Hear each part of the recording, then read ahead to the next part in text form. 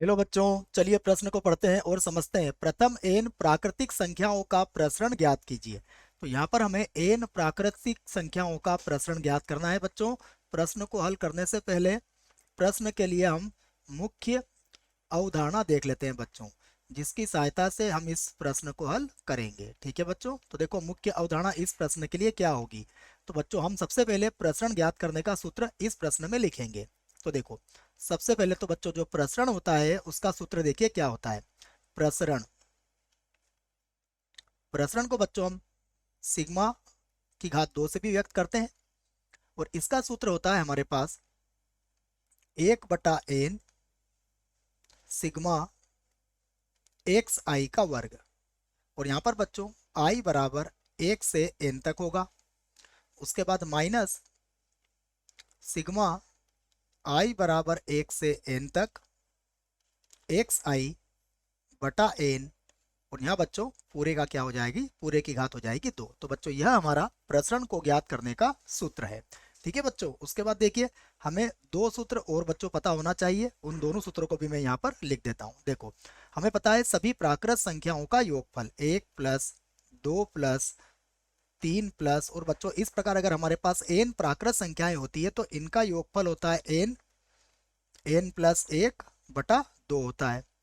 ठीक है बच्चों, और यहाँ पर मैं एक सूत्र और लिखूंगा, सभी प्राकृत संख्याओं के वर्गों का योगफल, जैसे 1 का वर्ग, 2 का वर्ग, 3 का वर्ग। और बच्चों इसी प्रकार अगर हमारे पास है n का वर्ग, तो सभी प्राकृत संख्याओं के वर्गों का योगफल होता है n प्लस 1, 2n प्लस 1, और बटा हो जाएगा बच्चों 6। ठीक है, तो ये तीन सूत्र हैं बच्चों। अब यहाँ देखिए हम n प्राकृत संख्याओं का प्रसरण ज्ञात करते हैं। तो हम लिखेंगे n प्राकृतिक प्राकृतिक संख्याएं। देखो बच्चों n प्राकृतिक संख्याएं क्या होगी हमारे पास, ये संख्याएं होगी हमारे पास 1, 2, 3, 4, और इस प्रकार ये संख्याएं कहां तक होगी बच्चों, n तक होगी। तो ये हमारे पास n प्राकृतिक संख्याएं हो जाएंगी। ठीक है, अब देखिए हम इसका प्रसरण ज्ञात करते हैं। तो इनका जो प्रसरण होगा वह भी हम लिख लेते हैं। तो प्रसरण बराबर प्रसरण, जिसको हम सिग्मा स्क्वायर से व्यक्त करेंगे बच्चों, ये क्या बनेगा आपका 1/n, उसके बाद समेसन आई बराबर 1 से n तक, और यह होगा सिग्मा आई और इसकी घात 2, और माइनस यहाँ बनेगा बच्चों 1/n, उसके बाद समेसन आई बराबर 1 से n तक, और यह हो जाएगा एक्स आई। ठीक है, और इस पूरे की घात क्या होगी हमारे पास 2 होगी। ठीक है बच्चों, तो देखो यहाँ पर हम इसका मान अब रख सकते हैं।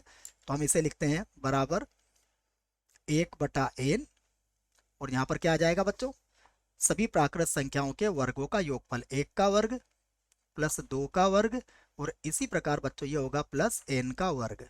ठीक है, और माइनस देखो बच्चों यहाँ पर हमारे पास क्या आ जाएगा 1/n, और यहाँ पर सभी प्राकृत संख्याओं का योगफल आ जाएगा 1 प्लस 2 प्लस 3, और इसी प्रकार हमारे पास आ जाएगी n संख्याएं, और इसका पूरे की घात कितना हो जाएगा 2। अब दोनों के लिए देखो बच्चों मैंने सूत्र आपको लिखवा दिया है। 1/n प्राकृत संख्याओं के वर्गों का योगफल होता है n प्लस 1 और 2n प्लस 1, ये इसका सूत्र होता है। माइनस यहाँ देखिए 1/n, और यहाँ पर हो जाएगा बच्चों प्राकृत संख्याओं के बटो 6, 6 भी आएगा जाए ना, भूल नहीं आया। देखिए यहाँ पर होता है सूत्र इसका n प्लस 1, और बटे में आ जाएगा यहाँ पर 2, और इस पूरे की घात भी कितनी हो जाएगी 2 हो जाएगी। देखिए अब यहाँ पर और क्या बचा हमारे पास, जो कट रहा है हम उसे काट सकते हैं। तो बराबर देखिए बच्चों n से तो n कट जाएगा, तो यहाँ होगा हमारे पास n प्लस 1, उसके बाद होगा 2n प्लस 1, और बटे में आ जाएगा हमारे पास 6, और माइनस यहाँ भी बच्चों देखो n से n कट जाएगा, तो यहाँ पर होगा n प्लस 1 पूरे की घात 2, और 2 का वर्ग हो जाएगा 4। ठीक है, अब देखिए यहाँ से कुछ कॉमन निकल रहा है, उसे कॉमन निकाल लेते हैं। तो n प्लस 1 बटा 2। बच्चों यहाँ से हम कॉमन ले सकते हैं, तो यहाँ पर होगा 2n प्लस 1 और बटा हो जाएगा 3, माइनस यहाँ पर बचेगा n प्लस 1 और बटे में बच जाएगा हमारे पास 2। ठीक है, तो ये देखो इसका लघुत्तम ले लेते हैं, तो ये होगा n प्लस 1 बटा 2 और इसका लघुत्तम ले लेते हैं, तो इसका लघुत्तम कितना आ जाएगा 6 और 2 से गुणा करता हूँ बच्चों, तो ये होगा 4n प्लस का 2, इधर 3 से गुणा हो जाएगा तो माइनस का 3n और माइनस का 3।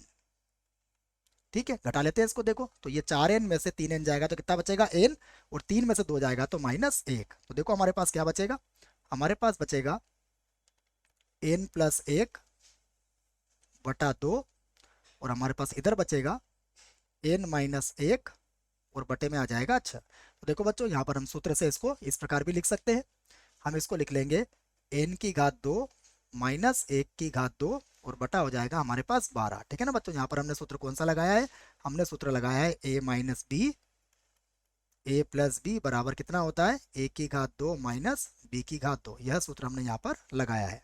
तो देखिए अब हमारा उत्तर आ चुका है, हम इसको लिख सकते हैं n की घात 2 माइनस 1 और बटे में आ जाएगा हमारे पास 12। तो यह बच्चों हमारा प्रसरण होगा। ठीक है, आशा करता हूँ आपको इस प्रश्न का उत्तर समझ में आया होगा। धन्यवाद।